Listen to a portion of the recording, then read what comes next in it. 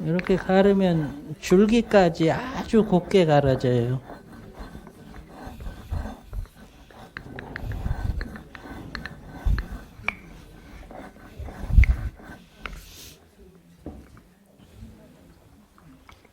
옛날에는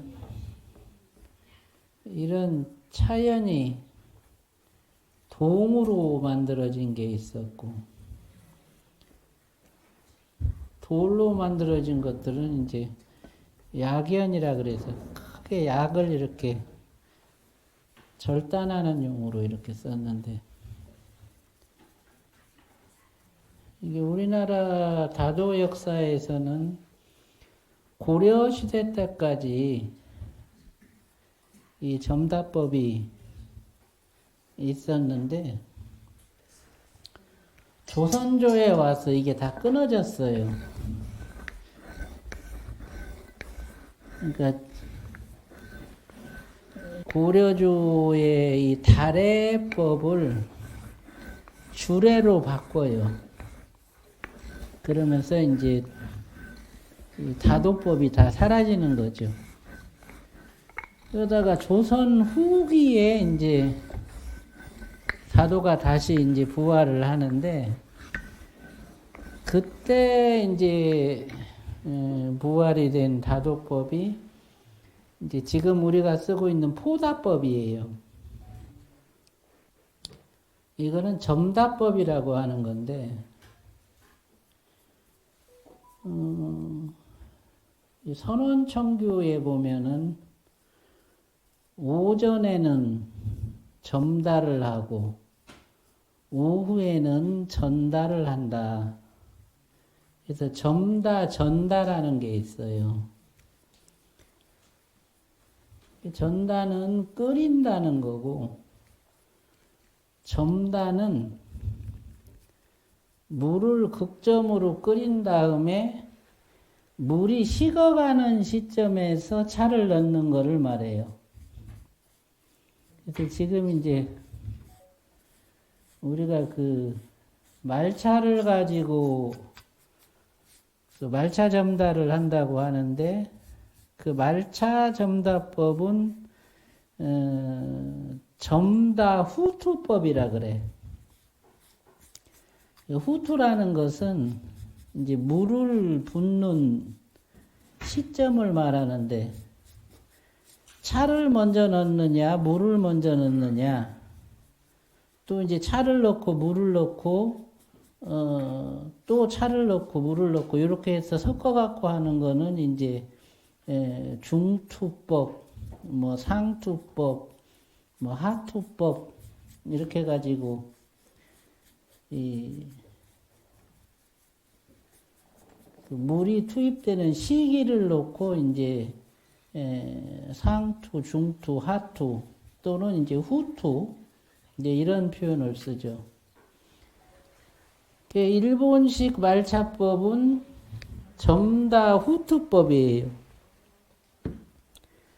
그리고 요것이 이제 정통 점다법이죠. 이렇게 갈아서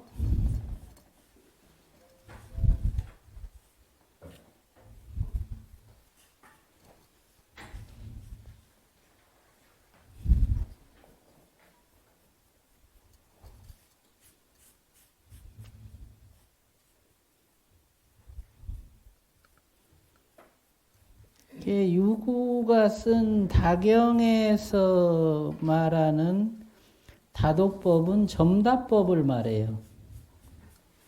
그러니까 이제 유교의 다경을 포다법에 적용을 하면 안 맞아. 물 끓는 것에서부터 차를 투입하는 시기에서부터 여러 가지로 안 맞는 거예요. 포다법이 유행을 하게 된 거는 명나라 황제 주원장이 황실에 납품하는 차를 갖다가 이 점다차는 대부분 우리 요새 보이차 먹듯이 연고차라고 하는 차예요. 그러니까 딱딱하게 찍어가지고 그거를 갖다가 발효시켜가지고 갈아서 이렇게 끓여 먹는 그런 방법이 이제 본래 점다차인데, 그 송나라 때 황실에 납품하던 차 중에서 용단승설이라는 차가 있었어요. 그 용단승설은 어떤 차냐면은 찻잎을 훑어, 찻잎을 따가지고, 그리고 그 줄기 있잖아요. 그 줄기만 가지고 차를 만드는 거예요. 그러니까 그 줄기를 이제 철병이나 목병으로 찍어가지고 진을 내서 서로 이렇게 성형을 해가지고 그걸 발효시키는 거예요. 그러니까 용단승설 한 편을 만들려면은 차농사 짓는 사람들의 그 농가 인력이 한 가족이 한 해 동안 10편을 못 만들어. 그러니까 이게 이제 막 어마어마한 노동력이 착취가 되고, 황실에다가 차를 납품을 하니까 차 농사 짓는 사람들의 원성이 아주 막 자자해져. 그러니까 이제 주원장이 정권을 잡고 나서 그거 만들지 말아라. 황실에 납품하는 차는 입차로 납품을 해라. 이제 그 입차를 산차라 그래요. 흐트러질 산자를 써가지고. 그래, 입차를 납품하면서 입차를 우려먹는 방식의 다도법이 이제 유행을 하게 되고, 그거를 갖다가 이제 포다법이다, 이렇게 이제 불렀던 거죠. 그게 이제 명나라 때 이제 쓰여진 그 백과사전이 있어요. 만보전서라는 백과사전이 있는데, 그 백과사전에 이제 점다차법이 기록된 게 아니고 포다법만 기록이 돼 있어. 그러니까 이제 조선 초기에 다도가 끊겼는데 조선 후기에 와서 다도를 갖다가 다시 하려고 하니까 이거를 갖다가 그 만보전서에 있는 다도법을 그대로 갖다가 이렇게 쓰다 보니까 이런 점다법을 부활을 시킨 게 아니고 포다법을 부활을 시킨 거야. 그러니까 추사 김정이나 뭐 다산 정약용이나 저 초이선사나 이런 분들이 다시 복원시킨 조선 후기의 다법은 포다법만 복원을 시킨 거죠. 예. 그러니까 이제 이 점다의 방식은 그런 이제 과정 속에서 사라져 버린 거예요. 이거를 다시 이제 복원을 하려고 하니까 도구가 없는 거야. 인사동 가서 이거를 살려니까 또 400만 원 달래요. 이렇게 된 것도 없어. 그냥 뭐 큰 뭐 막 어마어마하게 큰 약연이 있는데 들고 오지도 못해. 400만 원 주고 사도. 그릇도 없어. 옛날에는 솔방울로 차를 끓였어요. 솔방울에다가 이렇게 불을 붙여가지고, 화로에다가 얹혀놓고, 거기다가 이제 불이 너무 세면 재를 뿌려갖고 좀 줄이고, 이렇게 해갖고 불세기를 조절해가지고 물을 끓였는데, 그렇게 솔방울로 물을 끓이면서 물 끓임의 단계를 5단계로 이제 세분화해가지고 1비, 2비, 3비, 4비, 5비라는 이제 이름을 붙였어. 그래서 이제 그 5단계까지 물구름이 일어난 물로 차를 이제 끓인다. 이렇게 유구가 자기 그 저서에다가 이렇게 수록을 했는데, 지금은 솔방울로 물 끓일 수도 없고, 그래서 이제 찾아낸 게 이거예요. 화로. 전기화로. 그러니까 이게 옛날에 쓰던 화로 방식인데, 지금은 저게 다 없어졌죠. 그래서 저 그릇을 만들기까지의 공정, 저 화로를 만들기까지의 공정, 그리고 이 차연을 만들기까지의 공정이 아주 대단히 어려웠어요. 그래가지고 이거를 갖다가 2008년도에 이제 도구를 다 개발을 해가지고 점다법이라는 거를 갖다가 이제 발표를 하게 됐죠. 이 점다법을 제가 시작하게 된 거는 차가 냉하다. 제가 83년도에 출가를 했는데 그때 당시는 스님들이 다 녹차만 먹었어요. 뭐 선방에도 녹차만 먹었고 심지어는 뭐 녹차를 따뜻하게 우려 먹는 것도 질리다고 냉수에다가 그냥 녹차를 우려가지고 냉장고에 넣어놓고 여름에 아주 막 시원하게 녹차를 먹었다고. 그래, 그 뒤로 망월사에서, 그때 당시 제가 망월사에서 이제 차시봉, 선방 스님들 차시봉을 들었는데, 한 5년 정도 토굴에 있다가 나오니까 스님들이 녹차를 아무도 안 먹어. 그 선방에 가보니까 다 중국차가 있는 거예요. 그럼 왜 녹차를 안 먹냐 하고 물어보니까 스님들이 녹차를 많이 먹어가지고 다 냉병에 걸렸대. 그래갖고 막 관절이 아프고 쑤시고 막 위장이 탈나고 이랬다는 거예요. 그 내가 녹차를 마실 때는 그런 일이 없었는데 도대체 뭔 병고냐. 그래가지고 이제 녹차를 실제로 내가 끓이면서 녹차의 이제 기운을 이렇게 이제 느껴보니까 녹차가 탄관에서 우러나올 때 거기서 냉기가 표출이 되는데 손을 이렇게 대고 있으면 손이 시려워. 이 뼈마디가 시려운 거예요. 그러고 생각해보면 예전에 내가 녹차 직접 덮으러 다니면서 이렇게 녹차를 한번 덮고 나면 이 막 관절이 아파가지고 녹차 덮어본 사람들은 알 거야.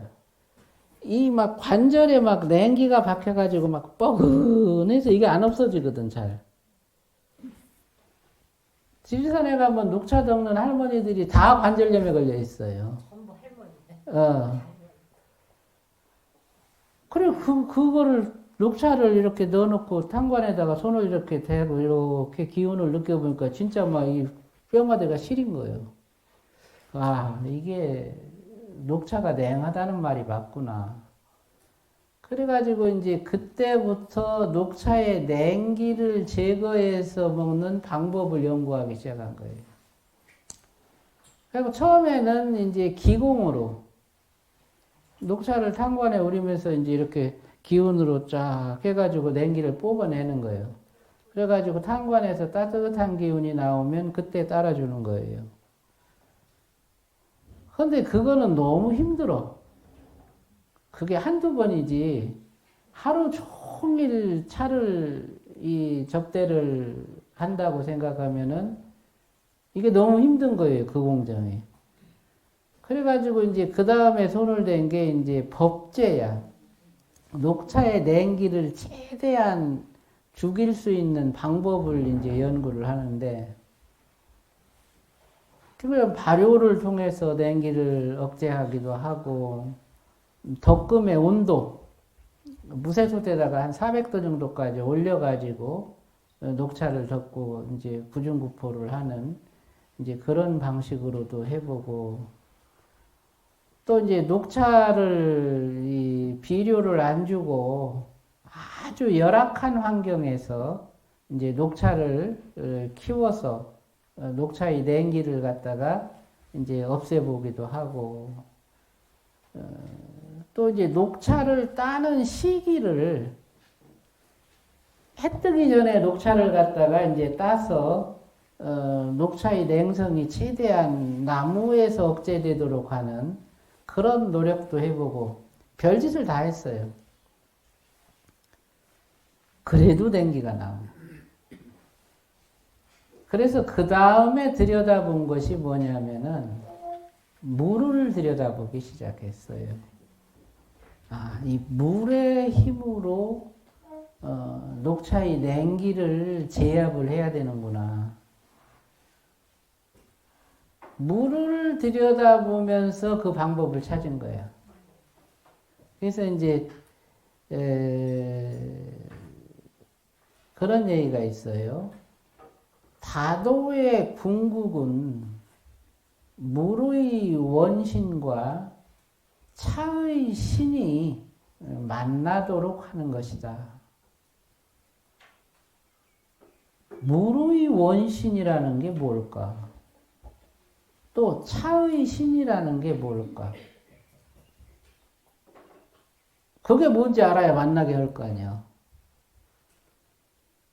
그래서 이제 물을 이렇게 끓이면서 물의 에너지를 이렇게 느끼는데 물은 끓으면서도 냉기가 나와요. 물 자체가. 그러니까 녹차를 우릴 때 그 탄관에서 나오는 냉기는 녹차의 냉기만 있는 게 아니고 물이 품어내는 냉기도 있는 거예요. 그래가지고 이제 물을 관찰을 하는데, 그래서 물을 이제 5단계로 끓어오르도록 끓여보니까 거기서도 냉기가 제압이 다 안 돼요. 그래가지고 물 끓이는 단계를 갖다가 더 세분화시켰어요.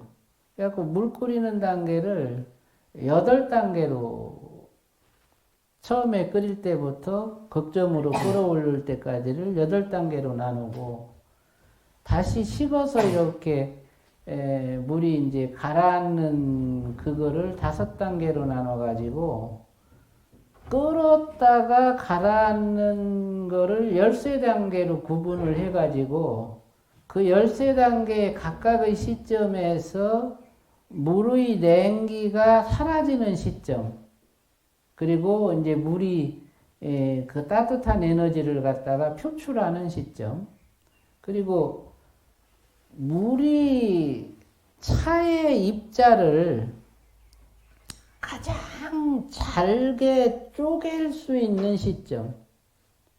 그러니까 이거는 물의 에너지가 가장 강한 그 상태라야 차의 입자가 쪼개지는 거예요. 물로 끓인다, 물로 녹인다, 물로 우린다. 물이 갖고 있는 수소 입자가 자기보다 더 큰 입자를 갖다가 쪼개는 거예요, 그게. 예? 끓인다는 말은 물과 불이 부딪힌다는 소리고, 그리고 우린다 하는 거는 물이 갖고 있는 수소 입자가 자기보다 큰 알갱이들을 쪼개내는 게 우리는 거예요. 그게 또 녹는 거거든요. 물이 그와 같은 그 쪼개고 녹이는 성향이 가장 강해질 때가 언제냐. 그걸 들여다보니까 물이 끓어오르는 단계에서 딱 한 타임이 있고, 물이 식어가는 과정에서 딱 한 타임이 있어요. 그 두 타임이 물이 갖고 있는 쪼개는 힘이 가장 강해지는 시간이에요. 근데 그 시간이 얼마 정도 지속이 되느냐? 한 2초 정도 지속이 돼요. 끓어오를 때 어느 시점에서 2초, 그리고 식을 때 어느 시점에서 2초. 그 시점을 찾아서 차를 넣으면 차의 입자가 아주 잘게 쪼개지면서 차 입자 속에서 말이 생겨요. 큰 말이. 녹차 같은 경우는 아주 연두빛 말이 떠올라. 그게 차신이야. 차신이 뜨려면 차의 입자가 물의 그 에너지로 인해서 두 번이 쪼개져야 돼. 탄수화물이 한 번 쪼개지면 당이 되잖아요. 당이 한 번 더 쪼개져서 밀이 돼야 돼. 두 번을 쪼갤 수 있는 물의 힘이 있어야 차신이 뜨는 거예요. 그 시점이 어떤 상황에서 찾아오느냐? 그릇 안에서 물의 온도가 상판의 물 온도와 하판의 물 온도가 똑같아지는 시점. 이 시점에 재료가 들어가야 탄수화물이 두 번 쪼개지는 거예요. 탄수화물이 두 번 쪼개지면 맛으로는 어떤 증상이 나타나느냐? 단맛이 나. 소태나무를 끓여도 두 번을 쪼개면 거기서 단맛이 나요. 소태나무에서도. 녹차에서도 단맛이 나.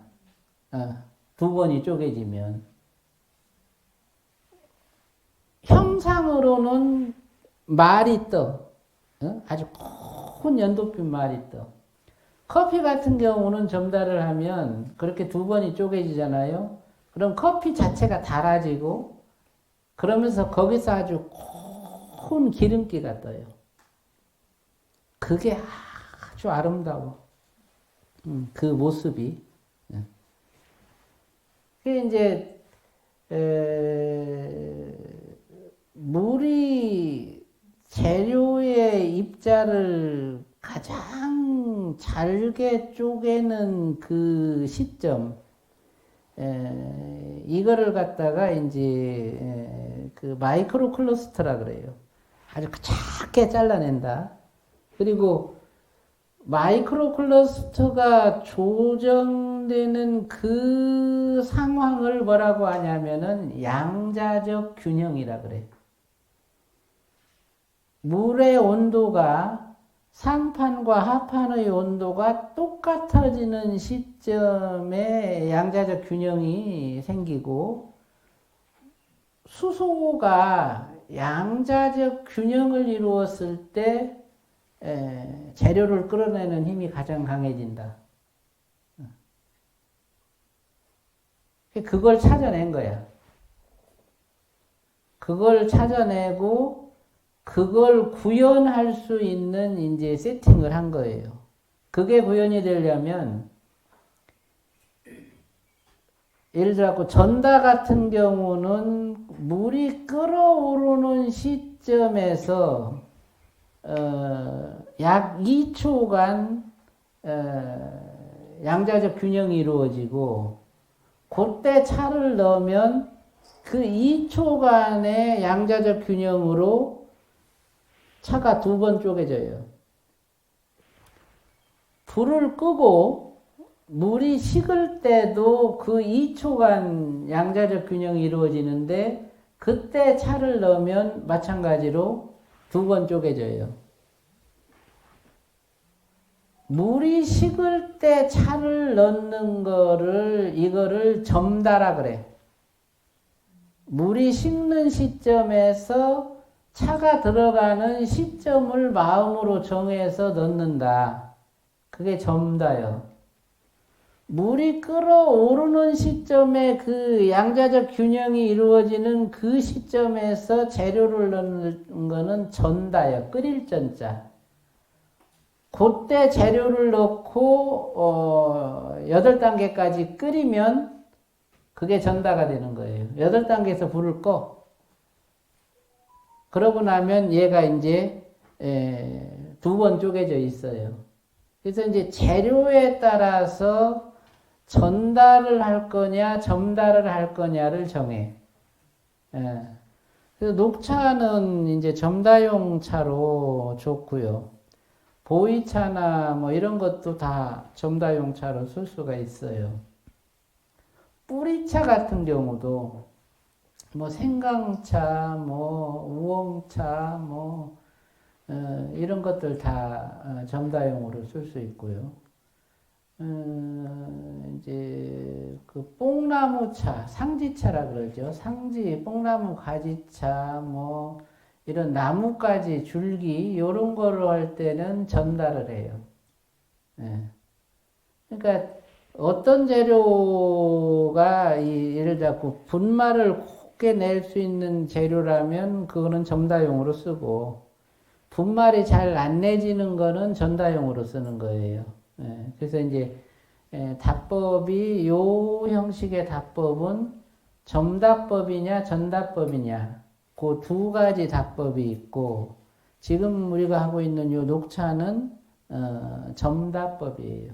예, 그래서 이거는 물을 극정까지 끓여서 식어가는 과정의 어느 시점에서 차를 넣는다. 예.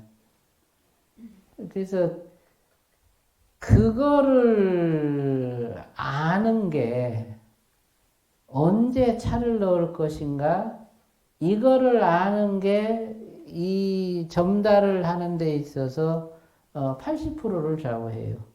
예. 빨라도 두 번이 안 쪼개져. 느려도 두 번이 안 쪼개져.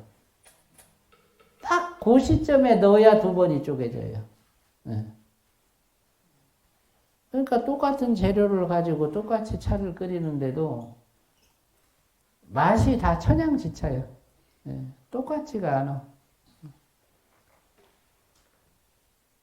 이제 점달을 할 때는 이걸 다 생명이라고 생각해요. 그릇도 그릇 생명,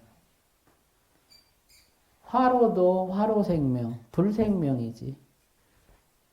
이 약연도 약연 생명, 붓도 붓 생명, 차도 차 생명, 물도 물 생명.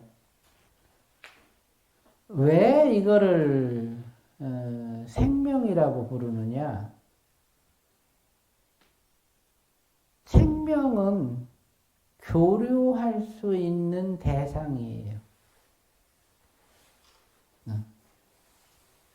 얘들이 생명이 아니고 그냥 무정물이고 아무 그 의식이 없다고 생각하면 얘들하고 교류한다라는 것이 의미가 없어.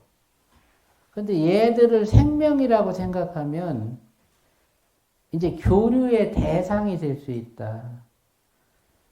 점달을 통해서 체득할 수 있는 깨달음이 자연과 교류할 수 있는 능력을 얻는다예요. 불과 교류하고 물과 교류하고 그릇과 교류하고 차와 교류한다. 특히 이 물과의 교류 이것이 대단히 중요한데 일자 수륜관지는 옴, 밤, 밤, 밤, 밤. 왜 그 얘기가 있을까? 응?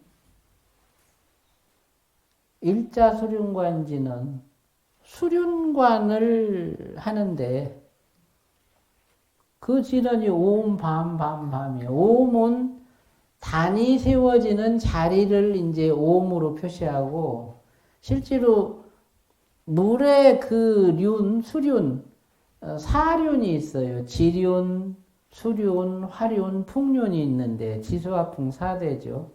그 중에서 수륜을 관하는 진원이 밤이요. 밤, 밤, 밤. 그 밤을 4번 하는 거예요. 뭐 화륜, 지륜 뭐 이런 진어는 우리가 예불할 때 그런 진어는 안 해요. 수륜관 진어는 해. 왜?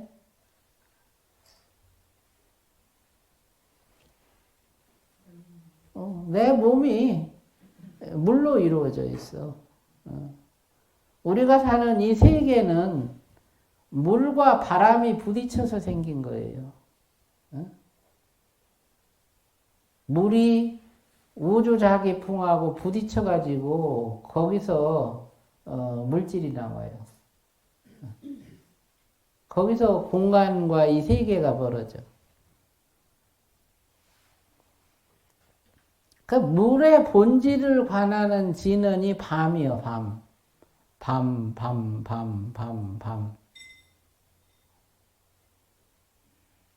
그 밤자를 4번 하면서 물의 본질을 관한다.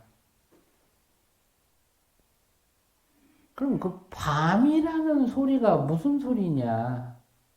밤. 저는 그 입술 소리이기 때문에 그렇다고 봐요. 입술. 입술이 부딪히면서 나는 소리거든요. 이게 이제 물하고 관계가 있거든요. 입술이. 저는 그렇게 봅니다.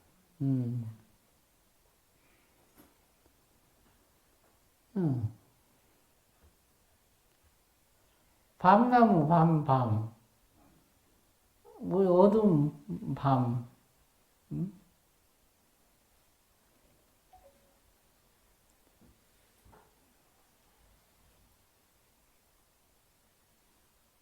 밤자는 비읍은 신장이에요. 신장.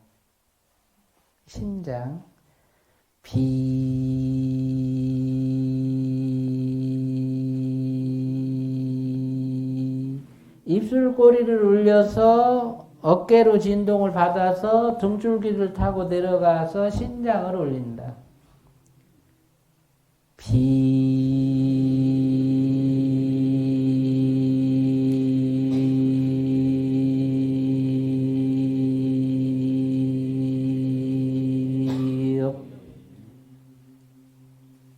읍 할 때 입술이 부딪히는 거나 밤 할 때 부딪히는 거나 똑같죠. 그죠? 신장을 올려주는 거예요. 그 신장이 물을 주관하는 장부예요. 아라는 것은 밖으로 확장시킨다는 거예요. 그러니까 신장을 자극해서 신장의 에너지를 밖으로 확장시켜라.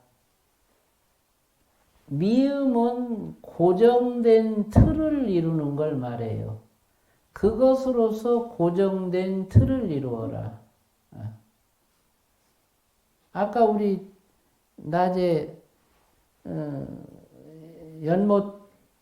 보배 연못지관에서 식의 틀을 확장시켜라 그랬잖아. 그죠? 이거는 신장의 에너지를 밖으로 확장시켜서 고정된 틀을 이루어라 그런 뜻이에요.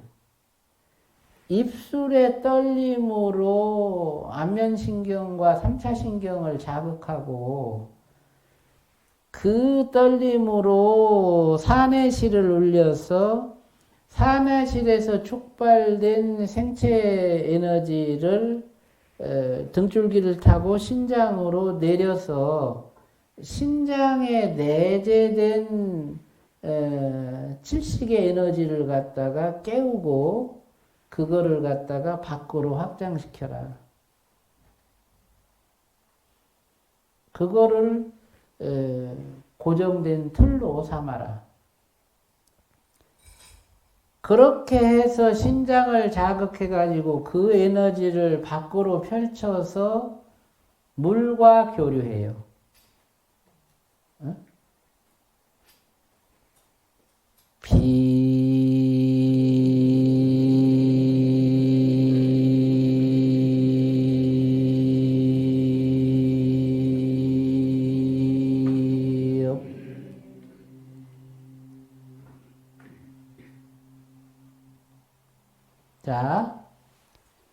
세 손가락을 살짝 이렇게 구부리고 엄지검지를 이렇게 마주봐요.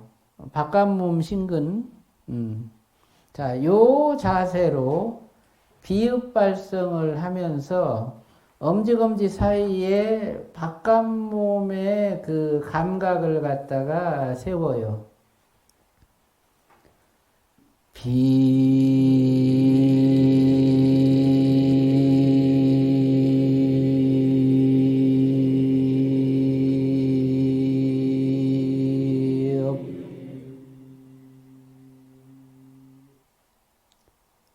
신장에서 열기가 일어나는 걸 느껴봐요. 다시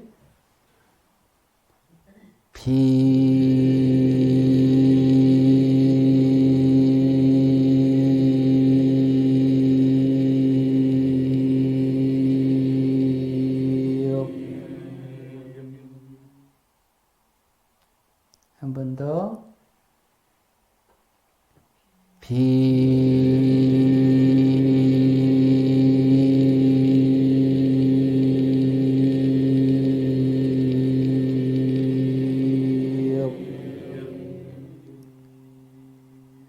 자, 몸에서 열이 나고 그 열기를 요 엄지검지 사이에서 느껴지는 요 압력에다가 실어요. 그리고 몸 전체를 그 열기로 다 감싸.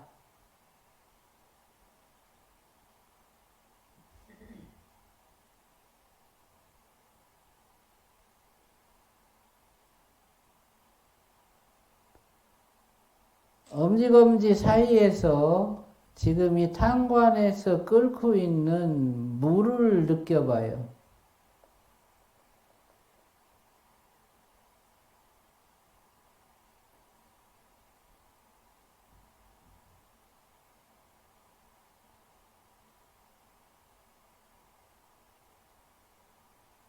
물 끓는 소리가 들리죠?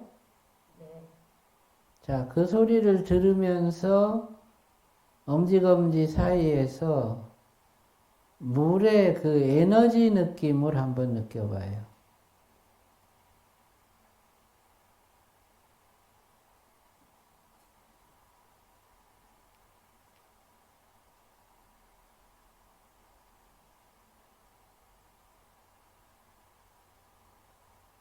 신장에서 표출된 후끈한 열기가 몸 전체를 감싸고 있고,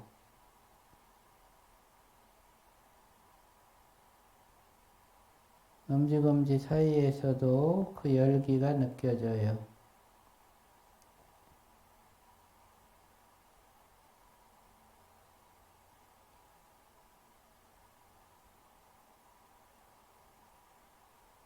저 물 끓는 소리의 느낌이 엄지검지 사이에 형성된 에너지를 물 끓는 저 소리처럼 똑같이 요동을 만들어요.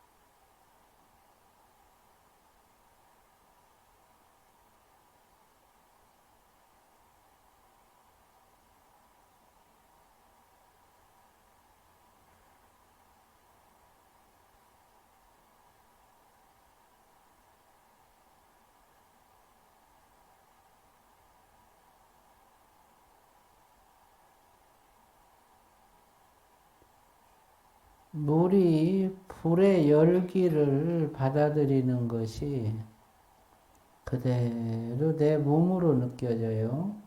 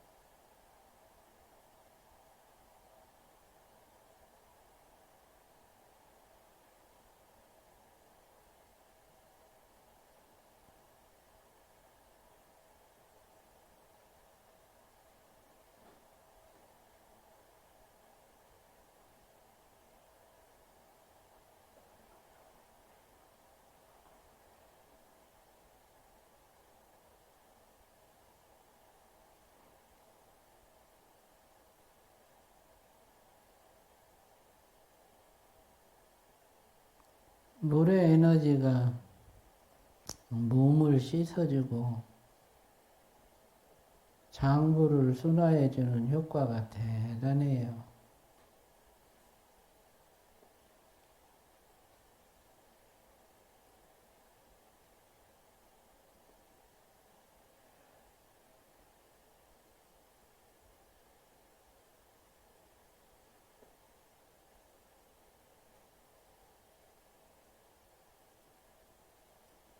엄지검지 사이에 형성된 그 압력에다가 마음을 두시고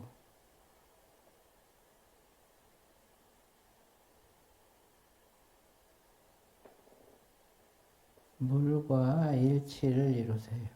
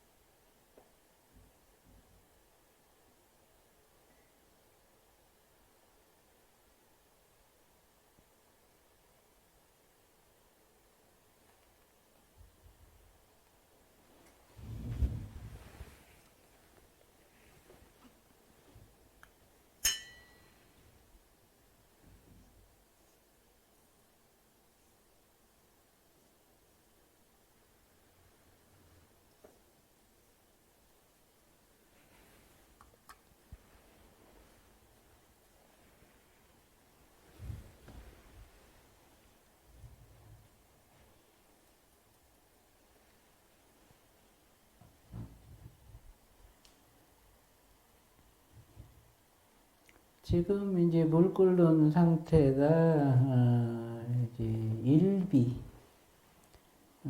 물기둥이 이제 하나가 올라온 시점이에요. 물기둥이 5개가 올라오면 오비가 됐다 이렇게 얘기를 하죠.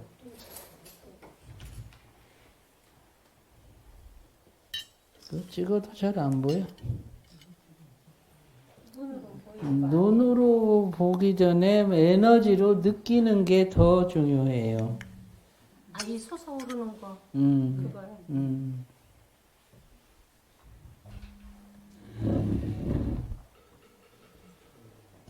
포트로 끓이면 이런 게 안 되잖아요. 포토로 끓이면 물이 3단계로 끓어요. 요거로 끓여야 물이 8단계로 끓어요. 물이 너무 빨리 끓으면 미숙이가 되고요. 물이 너무 늦게 끓으면 노숙이가 되고, 물이 적당한 속도로 끓어야 순수기가 돼요. 그래서 미숙이, 노숙이, 순수기, 3수기가 있는데 순수기만 차에 물로 써요. 노숙이, 미숙이는 찬물이 아니에요. 선생님, 옛날 그림 다 보면 다동이 애기던데 다동이 그걸 잘 알았을까요? 그렇죠. 다 배워서 알죠. 다동이 어린인데. 아동이는 어리니까 순수하니까 들어가야지. 분배심이 안 들어가니까. 아이, 그 다동은 옆에서 심부름 하는 거고, 옆에 있는 신선이 넣어라, 꺼라, 다 하는 아니, 거지. 풍로 옆에 있잖아요. 다동이. 부채 들고 보이는데. 그게 이제 솔방울 불 조절을 네, 하는 거예요. 네, 이렇게 해서. 불이 약하면 부채로 세게 해주고.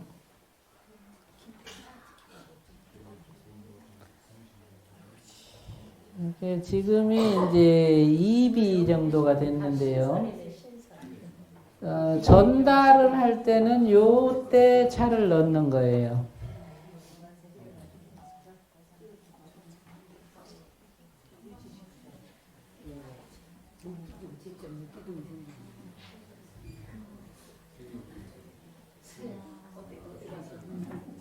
들어볼 수도 볼 수도 없는 오늘 교육이 진짜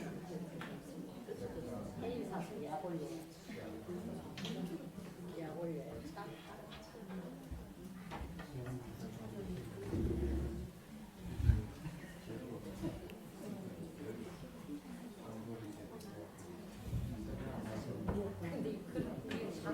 다관이 적게 안 되는.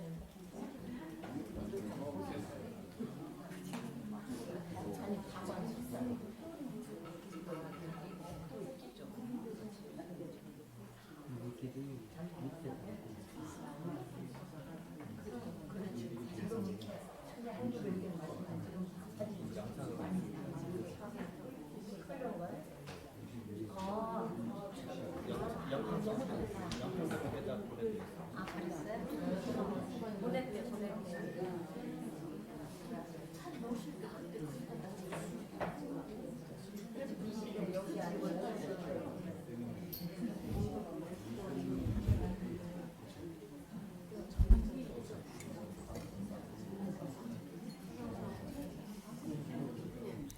이게 물이 끓는 거를 제대로 눈으로 봐서 감별을 하려고 하면 한 500번 정도를 끓여봐야 돼요. 그래야 아 이게 그거구나 이런 걸 알게 되고, 기운으로 느낄 수 있으면 그 시점을 금방 알아요. 그 멀리 있어도 이렇게 딱 하면 이제 물이 끓었네. 그걸 알 수가 있죠.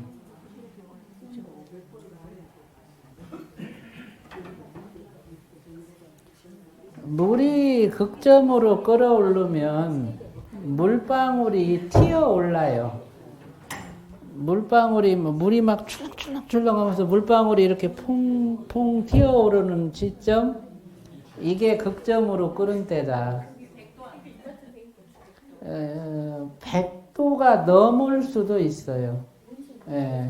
그러니까 105도 정도. 그게 이제 이 용기의 그 재질에 따라 달라요. 그러니까 이제 물이 끓는 형태는 세 가지가 있어요.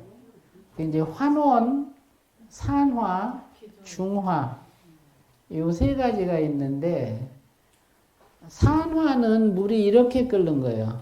이렇게. 환원은 이렇게 끓는 거예요. 안으로. 중화는 이렇게 끓고 이렇게 끓는 거예요. 그게 이제 세 가지 형태인데, 산화나 중화는 차의 물로 적합해요. 그런데 환원은 차의 물로 적합하지가 않아. 왜 그러냐면, 환원이 일어나면 가스를 지가 끄집어 들여. 이렇게 우리가 보통 가스레인지에다가 물을 끓이면 넓은 그릇에다가 끓일 때, 좁은 그릇에다가 끓일 때 다르거든요. 가스레인지는 대부분 이렇게 끓기 때문에 이 환원이요. 그러니까 가스레인지로 음식을 하면 맛이 없는 거예요. 그래서 이제 그 물끓음이 중화로 일어나게끔 하는 그릇의 설계, 그게 중요해요. 그래서 이제 이 그릇은 중간 부위를 두텁게 만들었어요. 이걸 그릇을 구우면서 중간 부위를 두텁게 만들면 그릇이 다 터져. 그거 성공하는 게 대단히 어려웠어요. 그러니까 왕실 백자 명장인데 그분이 지금은 돌아가셨어요. 그분이 진짜 한 1년을 실패를 하고 성공을 하신 거야. 그래가지고 이 그릇을 만들어 주셨어요.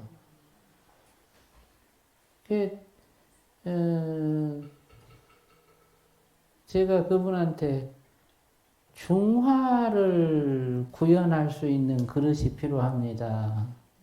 근데 물었어, 그분한테. 불을 아십니까?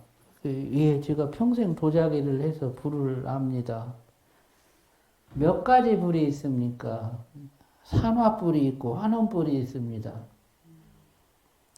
중화불은 모르시죠? 그랬더니 중화가 있으니까 그럴 거예요. 그래서 그렇죠. 다도를 하는 물은 중화로 끓어야 됩니다. 이 사람이 그 말을 이해를 했어. 그런 그릇을 만들어 주십시오. 그래 그릇 설계를 해준 거예요. 다 터져. 1년을 터뜨렸으니까 막 다 쪼개지고. 1년이 지난 어느 날 성공을 했는데 막 이 사람이 막 너무너무 좋아하는 거야. 어떻게 성공하셨어요? 그랬더니 아유 그 돌가루를 많이 넣었어요. 그 중심부 쪽에다가. 그 돌가루 배합비를 찾은 거야. 그래서 성공했다는 거예요. 그래갖고 이 그릇이 나온 거예요. 그러니까 이제 중화를 얻을 수 있는 그릇. 이 세상에서 그 그릇은 이것밖에 없어요. 아무도 몰라 그거를.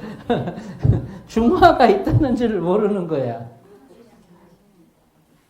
그래 물의 원신이 표출이 되려면 중화를 구현을 해야 된다. 그러니까 그게 그릇의 형태와 불의 세기 그리고 불이 만들어내는 이제 열의 그 표면적 이런 것하고 다 관계가 돼요. 예. 그냥 무조건 끓인다고 물이 아니다.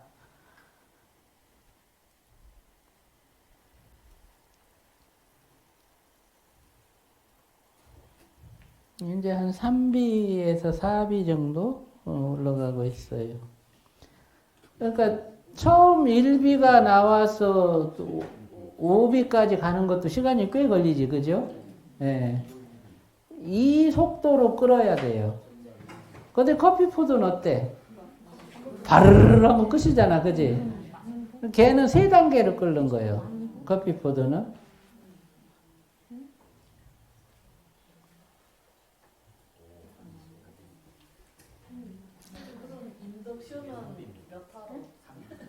인덕션은 그 오비를 만들어내지 못해.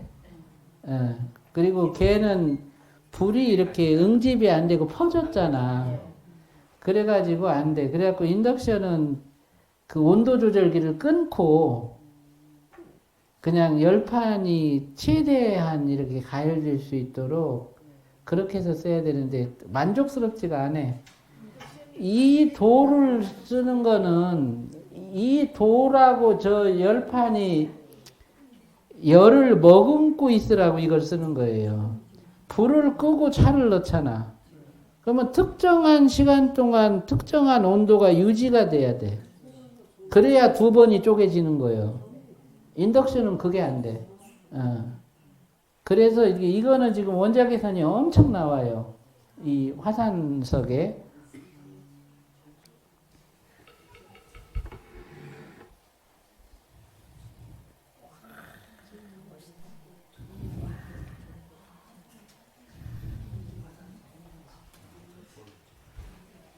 물을 이렇게 관하고 있으니까 더워지죠?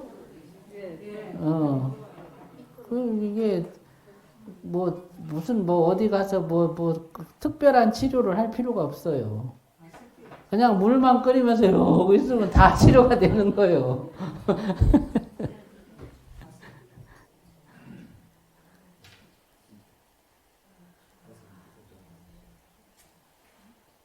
이제 따뜻한 기가 이제 많이 냉기가 없어지고 따뜻한 기가 나오는 거예요.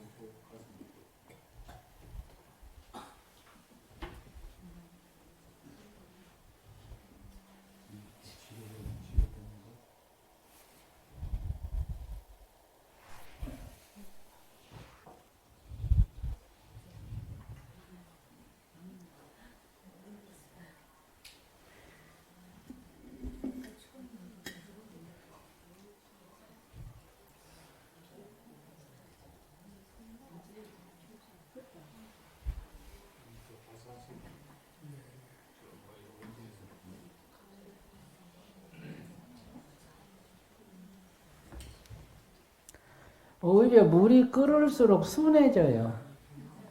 이제 물에 있던 불순물들이 기포로 다 날아가고 이제 순수한 물만 남아 있는 거예요. 예. 그때 이제 쪼개는 힘이 강해져요.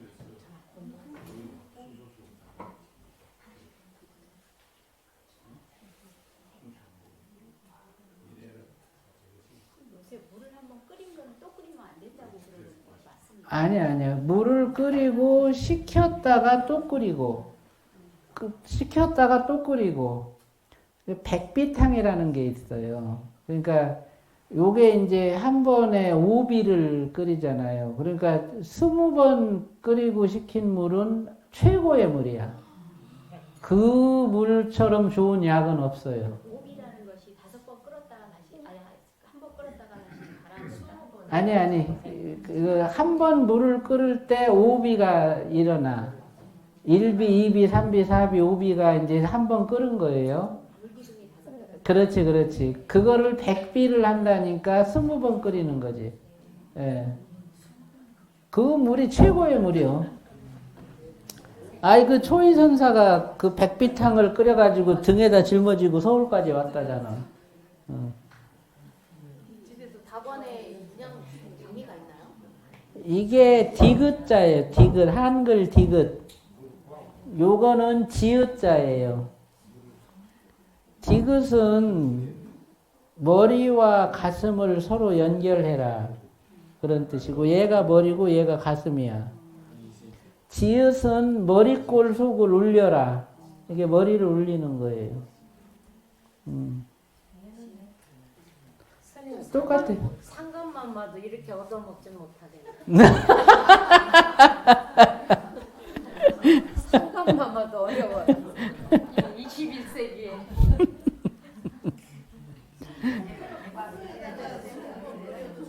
에? 아이, 포토는. 아이, 가스레인지도 안 돼. 이거로만. 아, 상감만.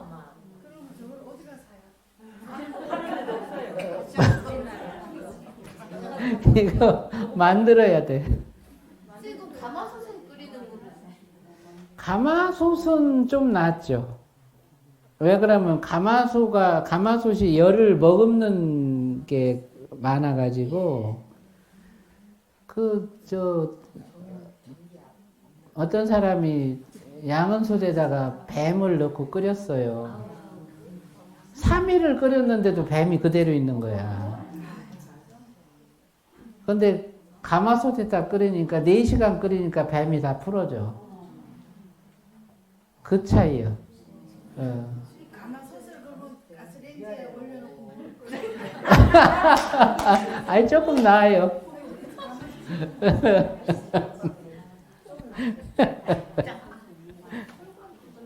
그러니까 용기가 열을 머금는 그 정도가 달라. 그 양은솥은 400도까지 안 올라가요. 네. 가마솥은 400도 올라가.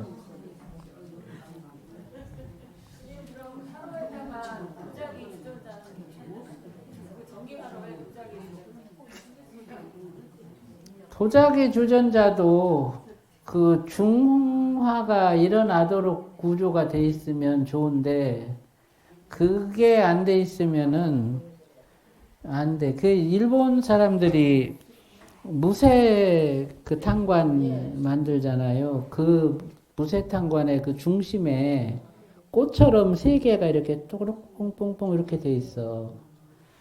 그게 물이 끓으면서 이렇게 끓게 만드는 거야. 거기가 온도가 높아지면서. 그러니까 일본 사람들은 물을 그렇게 끓여야 된다는 거를 알고 있었어. 그래서 그릇을 아예 그렇게 만든 거야.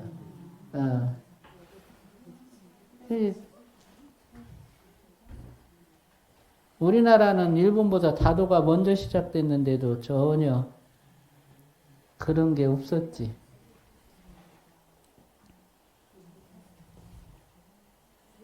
오비가 되면 세 호흡 동안 기다리는 거예요. 예, 예. 시켰다가 다시 하는 거죠. 예. 막 말이 이렇게 뜨죠. 주르주르 고운 말이.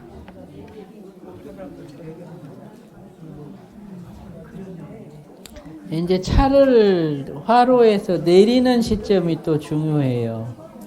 저렇게 이제 차신이 똑똑 끊어질 때 이제 내리는 거예요. 이렇게 똑 끊어지죠.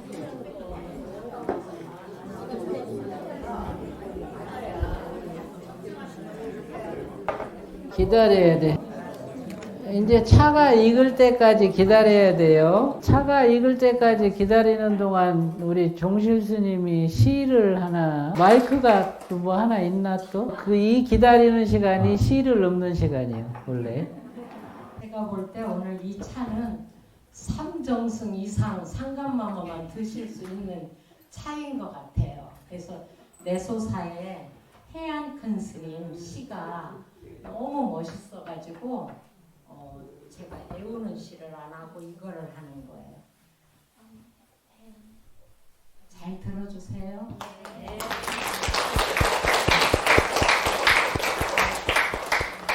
멋진 사람 해안선사 시.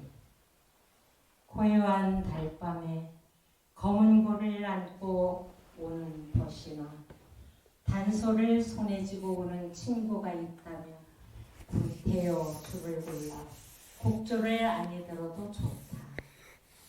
맑은 새벽에 애로에 앉아 향을 사르고 산창으로 스며드는 솔바람을 듣는 사람이라면 구태여 불경을 아니해어도 좋다. 봄이 다가는 날 떨어지는 꽃을 조문하고 귀촉도 울음을 귀에 담는 사람이라면 구태여 시를 쓰는 시인이 아니라도 좋다. 아침 일찍 세수한 물로 화분을 적시며 난초잎에 손질을 할 줄 아는 사람이라면 구태여 그림을 그리는 화가가 아니라도 좋다.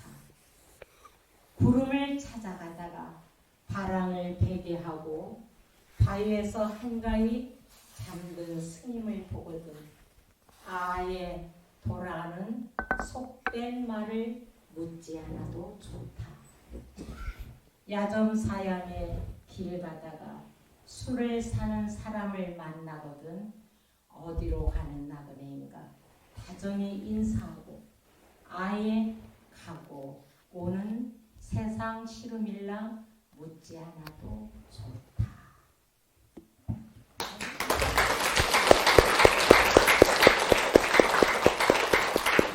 많이 가라앉았다.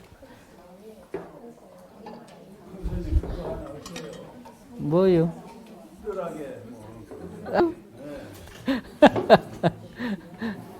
뜰하게를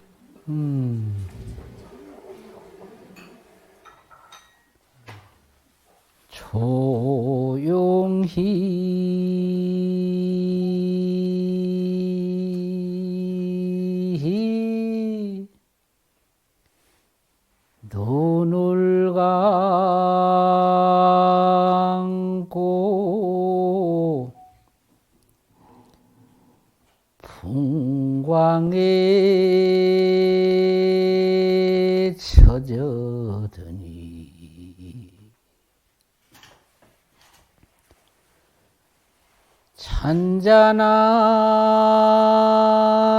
잔잔한 바람 소리 골짜기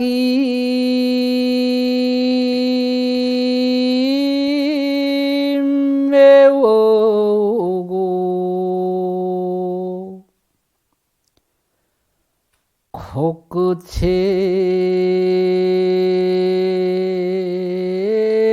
향기 머물러 뜨락은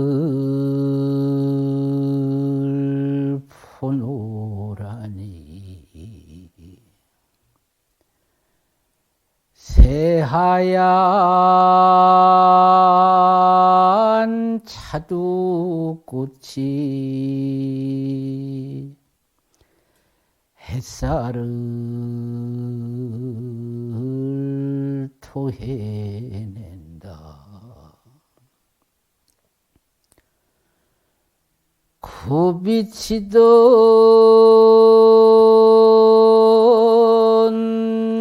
산봉우리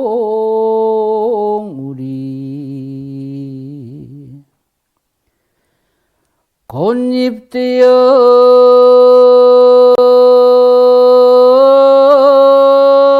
날인 곳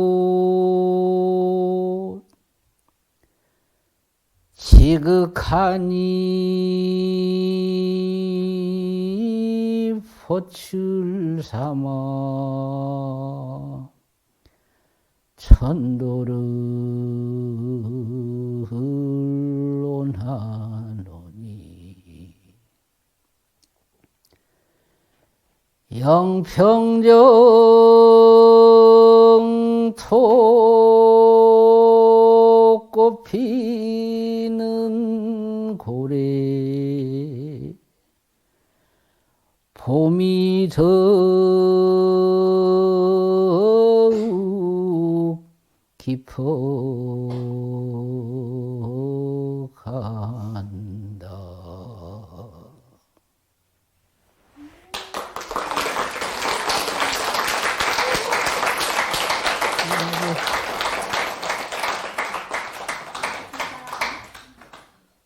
봄날에 아주 다도해 참 좋네요, 그죠? 자, 이제 차를 요거를 하나 들어주세요. 예.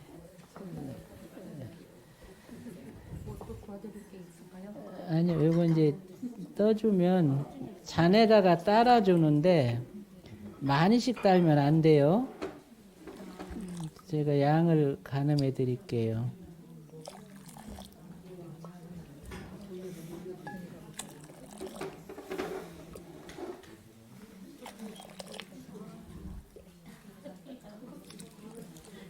일로 와보세요.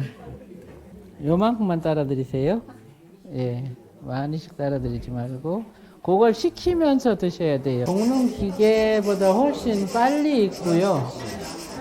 이제 이 불판에 그 가까이 볶기 때문에 훨씬 깊이 익어요.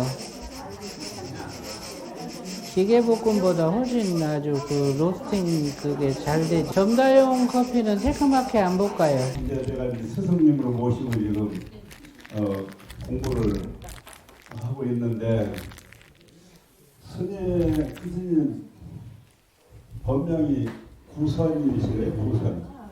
9구자에다가 5선자. 어떤 면에는 참 잘 졌어요.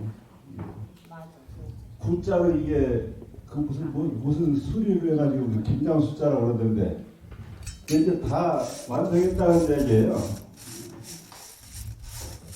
근데 이름만 그러면 진짜 제가 지금 몇 달 뵈니까 그 완성하신 것 같이 보여요.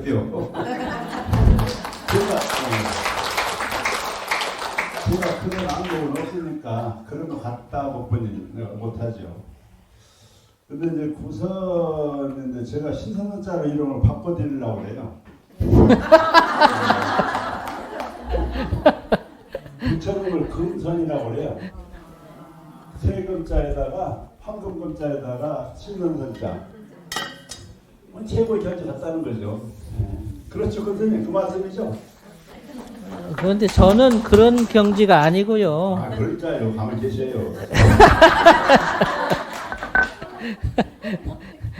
그래서 스님을 금선이라고 하고 또 하나는 의학에 또 의학을 창시하셨어요. 의선. 박수. 그것도 보니까 차선이요. 차선.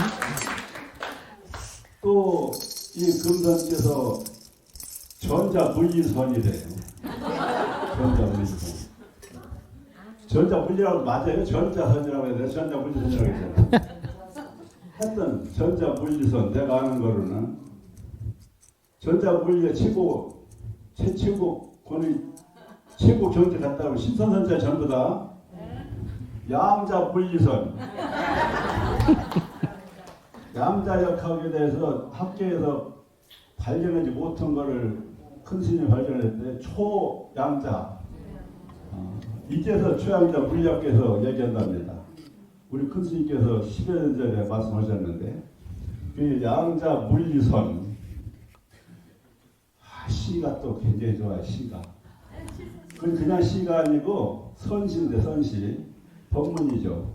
그래서 시선 아니 또그 왜 이렇게 여러 가지 하세요? 그림을 잘 그리신대요. 사선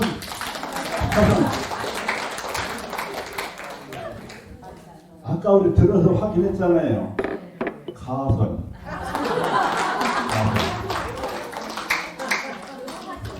아 이거 가슴 설레네.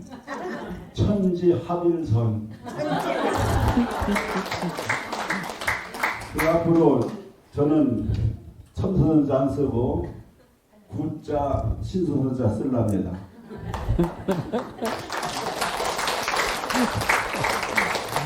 아이 그 참선선자가 더 좋은 거 아니에요? 네? 참선선자가. 아니 나 지금 이런 정도 발견하는 것도 보통 사람 아니요. 신선자 그 선식으로 우리 앞으로 그렇게 부릅시다. 네.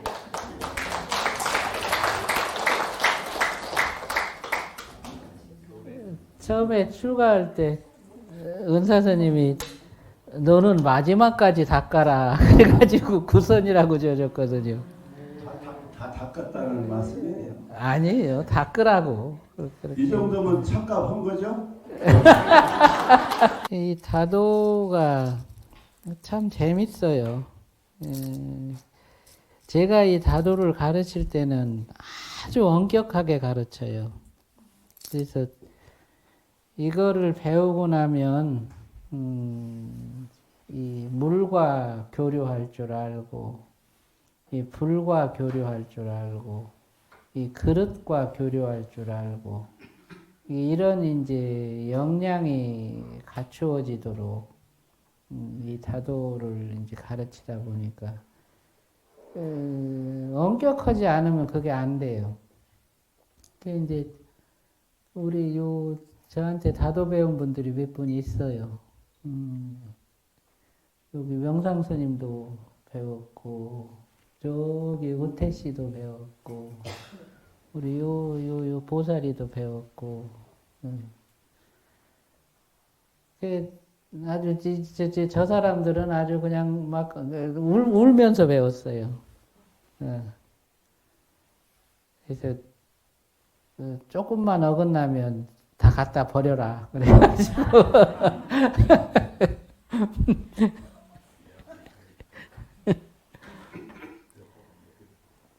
그래 이제 다 이제는 뭐 그만큼 하고 또 이제는 뭐 그릇을 이렇게 볼 줄도 알고 이제 차의 기운도 다 느낄 줄 알고 아주 훌륭하죠. 그거를 사람한테 적용을 하면 그게 진단법이 돼요. 그래서 우리가 수행을 통해서 얻어진 그 깨달음을 자연과 교류할 수 있는 그런 방법으로 쓰고 또 다른 사람을 이롭게 하는데 활용이 되도록 그렇게 해야 된다. 그래서 이 다도라는 거를 핑계로 삼아가지고 그 수행에서 얻어진 성취를 갖다가 이제 활용하는 연습을 시키는 거예요. 그래서 앞으로 이런 시간을 좀 자주 갖고 오늘처럼 전체적인 다도회를 하는 거는 자주는 못 하겠지만 저쪽 서상원에다가 요 장비 이렇게 다 갖다 놓고 제가 법회하러 올 때마다 한 번씩 그 차 대접을 하는 그런 시간을 가질까 싶어요. 그래서 조금 일찍 와서 이 다도회를 하든지 조금 늦게 가면서 다도회를 하든지 한 달에 2번 정도는 작든 크든 다도회를 하면서 여러분들이 정다를 좀 깊이 접할 수 있는 그런 시간을 가져볼까 합니다.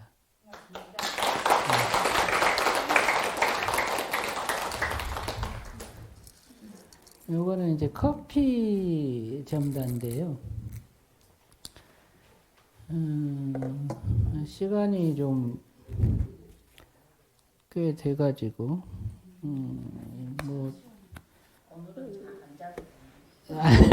앉아도. 그래서 좀 기다렸다가 드시고 가실 분들은, 커피 잡숫고 가시고, 또 바쁘신 분들은, 일찍 가셔도 괜찮습니다. 이거 이제 맷돌에다가 한번 갈고요. 그래서 이렇게 이제 초벌 분쇄를 합니다.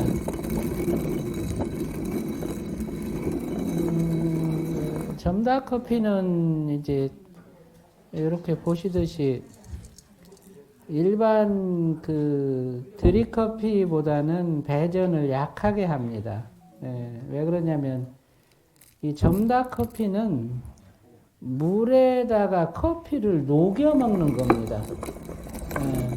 기존의 드립 커피는 이제 볶아가지고 볶을 때 기름을 표출시켜서 물로 훑어 먹는 거예요. 그러니까 이제 방식이 다른 거죠. 그래서 이렇게 이제 곱게 갈아서 물로 쪼개지우기가 이제 쉽게 그렇게 이제 만드는 겁니다. 이 커피는 기존에 우리가 드립으로 먹는 커피하고 이 만드는 과정을 보여주지 않고 커피만 달여가지고 차를 주면 이거를 커피라고 모르는 경우도 있습니다. 그 정도로 맛이 많이 달라요. 커피 맷돌만 전문적으로 만드는 그 석공의 그가 있는데 그분이 이제 강원도 명장이시고 요 화로도 그래서 이번에 거기 가서 이렇게 만들어 왔습니다. 요것도 이제 그분이 개발을 한 거고 이제 화로도 제가 이렇게 만들어 달라고 해서 이번에 이제 만들어서 가져왔는데 아주 좋아요.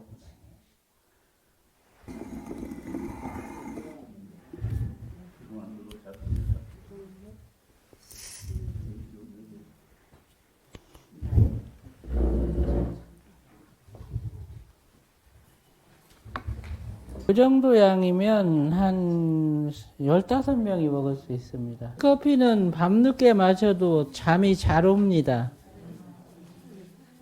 이게 이제 카페인도 쪼개지면 그 카페인의 기능을 못 합니다. 한 3번 정도 갈아서 여러분들 다 드실 수 있게끔. 이거 막 갈아보고 싶죠? 마지막 갈 때 갈아보고 싶은 분들 와서 갈아보도록 실습해보셔요. 그래요. 정관행자 한번 해봐라. 시켜봐요. 정관행자. 빛깔. 자, 어떻게 하냐면, 요게 이제, 이렇게 하면 고와져. 이렇게 넓은 면적이 닿도록. 그리고 요것도 이렇게 끌고 와서 다시 이렇게 반대로.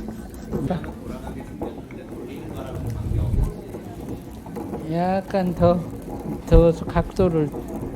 그렇지. 이제 반드시 이쪽으로 왔어.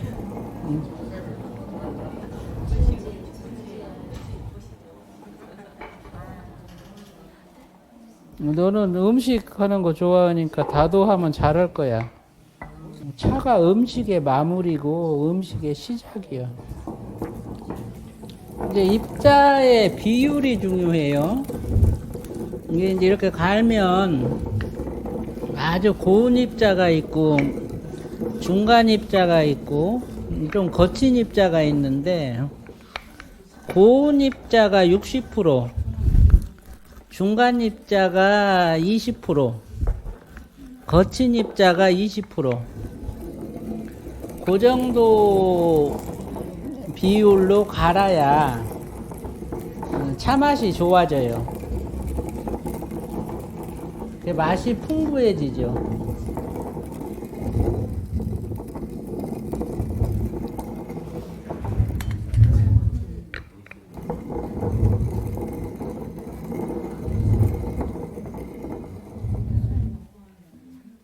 조금 일찍 넣어야 돼요.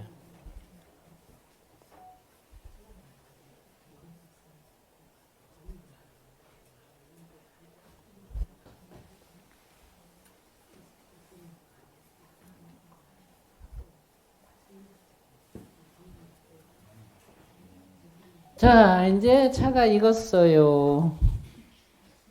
이렇게 제가 들고 있을게. 제가 따를까요? 응? 드실 거네요. 제가 아, 요거를요? 아, 그래요. 이렇게 쳐봐요. 위에서 위물을 퍼야 돼요. 윗물에 예, 밑에는 가라앉아 있으니까. 골수를 보강해요. 그리고 이제 커피는 혈관을 청소해줘요. 그래서 이렇게 먹는 커피는 약이에요. 당뇨가 심한 분들은 이렇게 커피를 마시면 당 수치가 하룻밤 만에 한 150 정도가 떨어져요. 예.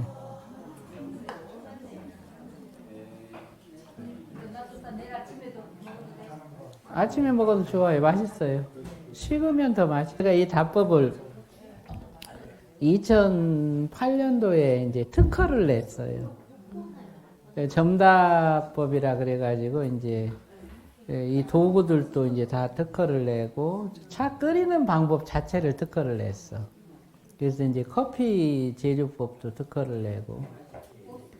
제가 특허를 출원할 당시에 커피를 만드는 법에 대해서 특허를 낸 사람이 있는데 그게 일본 사람이야. 그 사람은 맷돌 커피라는 걸 특허를 냈더라고. 근데 특허 이제 자료를 내는데 이제 이 물 끓는 이제 이 이치에서부터 커피 입자의 크기를 이제 분쇄를 하는 그것이 있는데 입자의 크기를 명시한 부분은 똑같아요. 이야, 고운 입자 60%, 중간 입자 20%, 거친 입자 20%. 그 맷돌 커피 특허낸 사람이 그렇게, 나도 똑같이 그렇게 출원을 했는데, 이제 제가 나중에 출원을 했어도 특허를 받은 게 끓이는 방식이 없어, 걔들은. 그냥 맷돌로 갈아가지고 그냥 내려먹는 거예요. 일반 카페 일반 카페 내리듯이. 그래서 나는 탄관에다 넣고 이렇게 끓이는 원리를 이제 뭐 마이크로 클러스터니 뭐 양자적 균형이니 막 이런 얘기를 하니까 거기서 특허를 내준 거예요. 그러니까 이제 커피 만드는 법으로 특허를 제가 세계에서 2번째로 특허를 낸 거야. 그 당시에. 지금은 그게 어떻게 되나 모르겠어요. 그러니까 일본 사람들이 얼마나 억척이야. 맷돌에다 커피 갈아가지고 커피 내려먹는데 입자 굵기까지 진짜 아주 센치로 쟀어요.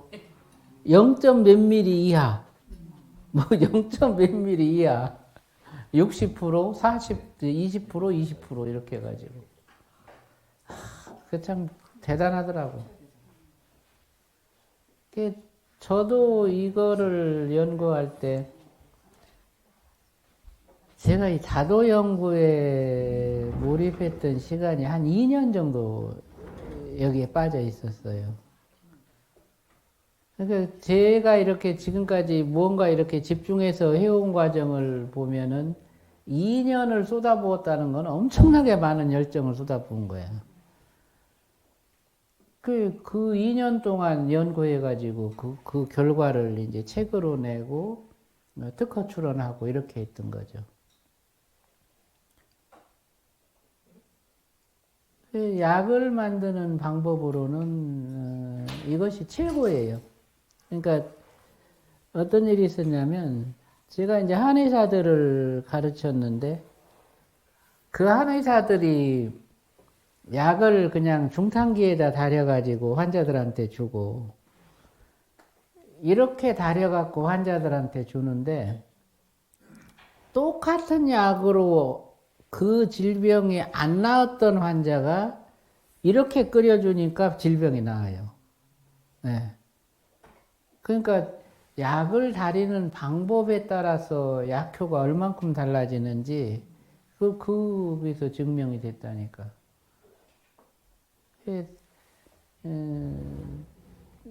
웬만한 거는 저는 약은 다 이거로 이렇게 끓여 먹는데 인삼 그 홍삼 있잖아요. 홍삼차. 홍삼을 갈아가지고 이렇게 끓이면 아주 맛있어요. 그 단맛이 인삼의 쓴맛은 하나도 없어. 아주 달달한 그 맛이 아주 기가 막히고. 또 이제 버섯, 그 영지버섯, 뭐 편지버섯, 뭐 이런 버섯을 또 이렇게 끓여 놓으면 아주 기가 막히게 맛있어요. 예. 다음에 다도회 때는 버섯차를 한번 끓여 드릴게요. 그러니까 이런 식으로 끓이면 냉한 게 전부 다 없어지는 거예요? 다 없어지고 약이 되는데 아주 엄청 좋아요. 선생님 이렇게 차를 마시고 삼각기점을 만든다 그러면 어떤 부위가 가장 강하게 되는가요? 하단전, 중황하고 이제 하단전하고 중국 중심. 등 쪽으로는 어떻게 연결하는 거예요? 향기로 연결해. 차를 호흡으로 향기를 들이시면 등 쪽 경로가 황전까지 다 내려가. 그러면서 이제 그 향기로 교감신경이 항진돼. 열이 확 나는 거야. 그러면 그때 이제 중국점을 잡아주고 중앙점에서 중심점으로 차를 마시면 중심점에서부터 하단점까지 자극이 돼. 예. 그러면 이제 중심점에서 삼각형을 만들어줄 수도 있고 하단전점에서 삼각형을 만들어줄 수도 있고. 하여튼 어느 해인가는 제가 유방암 환자를 치료를 했는데 녹차하고 침 그리고 침향으로 치료를 했어요. 월요일 날 수술을 해야 되는데 유방암이 10cm야. 근데 금요일 날부터 치료해가지고 금요일, 토요일, 일요일 3번 치료하고 유방암이 없어졌어. 수술을 안 했어. 그래가지고. 그러니까 이렇게 차를 끓여가지고 이제 하는데 그때 녹차를 썼어요. 녹차가 뭉친 근육을 풀어줘요. 그러니까 암덩어리가 풀어지더라고. 침을 이렇게 넣고 팔에다 이렇게 넣고 여기다 꽂았어. 네. 그리고 침향으로 향을 이렇게 이제 혼중을 해가지고 향기를 마시고 조금 있다 녹차를 꿀꺽 마시고 침 꽂아 놓고 한 건 그거밖에 없어. 3일 만에 10cm 유방암이 없어졌다니까. 네. 그러니까 그런 효과들이 있어요. 아주 여러 가지 재밌는 결과들이 많이 있었죠. 아무튼 여러분들 관심을 가지고 한번 공부를 해봐요. 오늘 고생하셨습니다. 늦게까지.